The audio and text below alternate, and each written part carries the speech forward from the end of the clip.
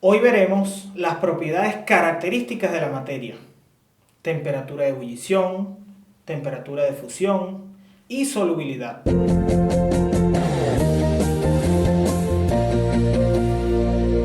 Las propiedades características se llaman de esta manera porque permiten diferenciar un material de otro.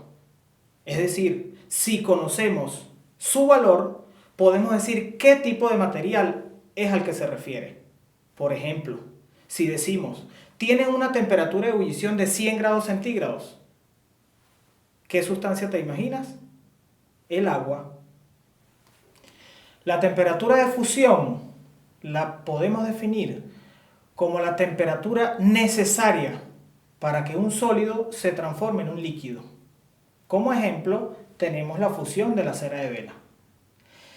Este valor es completamente independiente a la presión y a la altura.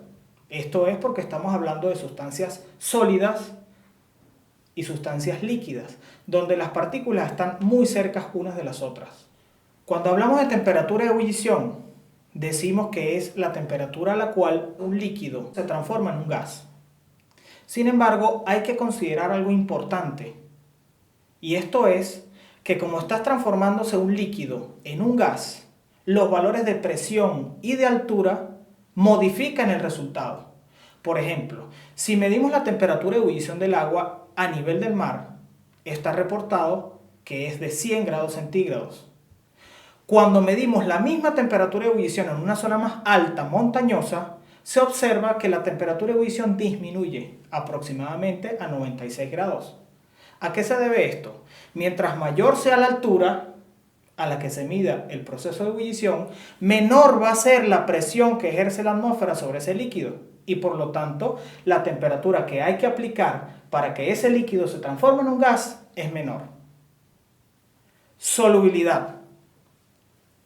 Cuando hablamos de solubilidad, estamos refiriéndonos específicamente a sólidos que se disuelven en líquidos. Es entonces la capacidad que tiene un determinado sólido en disolverse en 100 gramos de agua. Esa capacidad de disolución es distinta en cada una de las sustancias a las que tengamos que hacer esta determinación. Y esto se debe a que la solubilidad es una propiedad característica. Además de los procesos de fusión y ebullición, existen otros cambios físicos que experimenta la materia. Por ejemplo, cuando agarramos agua y la colocamos en el congelador, se transforma en agua en estado sólido. Estamos alcanzando su temperatura de congelación. Por ejemplo, cuando el vapor de agua forma las nubes y precipita, llueve, se llama punto de condensación. O cuando, por ejemplo, tenemos un carrito de helados con hielo seco, el hielo pasa de estado sólido a gaseoso en una sola fase. Eso se llama sublimación.